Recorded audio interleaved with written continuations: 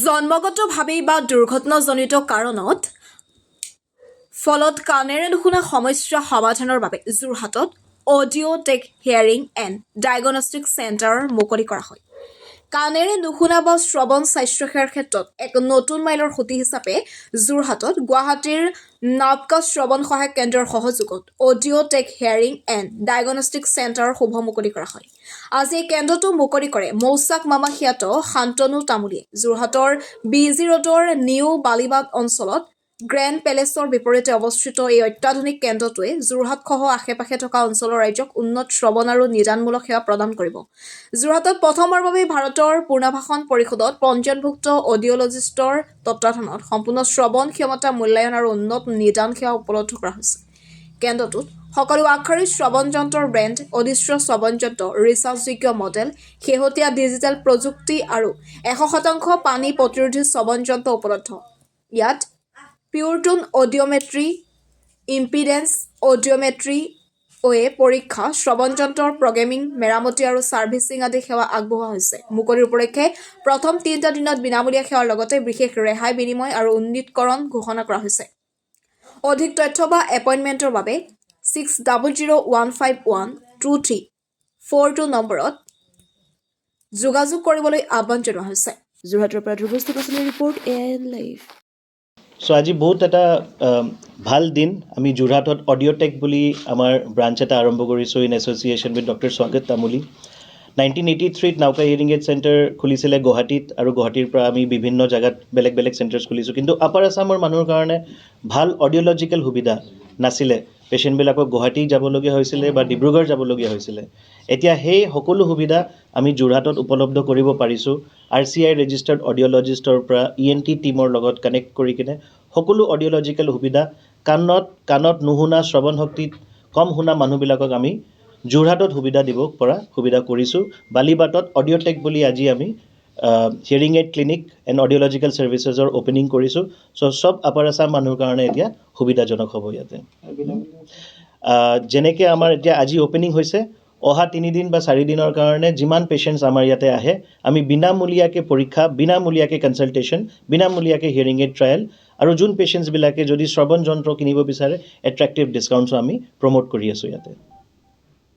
বিনামূলীয়াকৈ কি সুবিধাখিনি থাকিব? বিনামূলীয়াকৈ কনচাল্টেশ্যন, ENT কনচাল্টেশ্যন হ'ব, বিনামূলীয়াকৈ কাণৰ পৰীক্ষা হ'ব, আৰু বিনামূলীয়াকৈ কাণৰ হিয়াৰিং এইড যন্ত্ৰ দি ট্ৰায়েল হ'ব।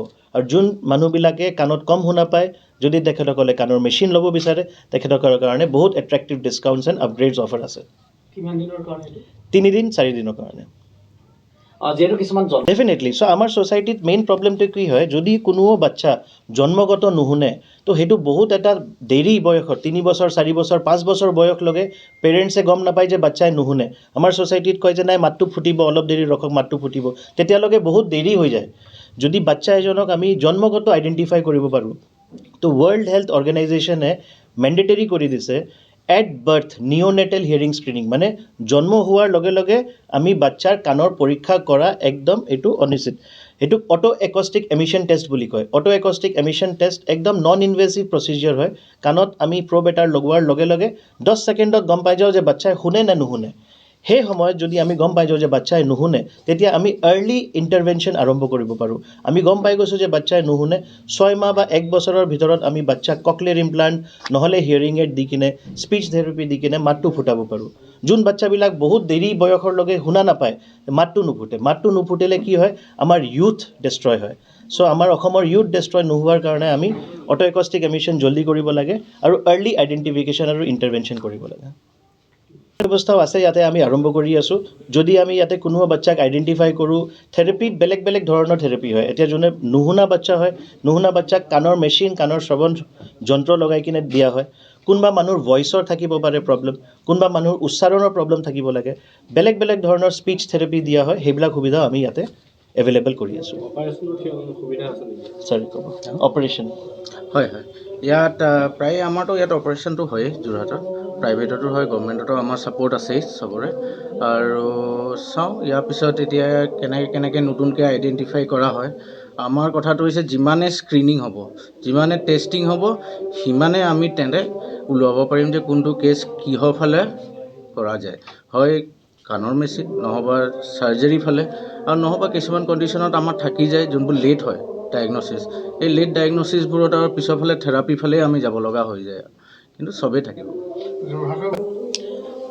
আমাৰ চেণ্টাৰ অল অভাৰ নৰ্থ ইষ্টত আছে চ' গুৱাহাটীত আছে আমি গুৱাহাটীত আপ'ল' আৰু এক্সেল কেয়াৰৰ লগত জড়িত আছোঁ ইম্ফাল শ্বিলং আইজল ডিমাপুৰ ডিব্ৰুগড় আইজল ইয়াত চ' আমাৰ 14টা ক্লিনিক আছে অল অভাৰ নৰ্থ ইষ্টত Jorhat is our 15 clinic definitely সেইটোৰ কাৰণেতো সদায় আমাৰ CSR এক্টিভেটেড থাকে প্ৰত্যেক বছৰ ৱৰ্ল্ড হিয়াৰিং ডেত আমি 1 উইকৰ free hearing testing all over north ইষ্টত আমি অৰ্গেনাইজ কৰোঁ আমাৰ টীম গুৱাহাটীৰ পৰা অল অভাৰ নৰ্থ ইষ্টত যায় আমি আপাৰ আছামতো লাষ্ট ইয়েৰ কৰিছিলোঁ লৱাৰ আছামতো কৰিছিলোঁ সেই সময়ত BPL মানুহ দুখীয়া মানুহৰ কাৰণে কমপ্লিটলি ফ্ৰী ছাৰ্ভিচ আৰু ভেৰি হাইলি ডিছকাউণ্টেড প্ৰাইচেছত হিয়াৰিং এইডছ এভেইলেবল থাকে আৰু যদি কোনোবা একদম এফৰ্ড কৰিব নোৱাৰে তেতিয়া আমি লায়ন্স ক্লাব ৰটাৰী ক্লাব বেলেগ ধৰণৰ ছ'চিয়েল অনুষ্ঠানৰ লগত জড়িত হৈ ফ্ৰী হিয়াৰিং এইডো ডিষ্ট্ৰিবিউট কৰোঁ যিকোনো খবৰ আৰু বিজ্ঞাপনৰ বাবে যোগাযোগ কৰক 7896121996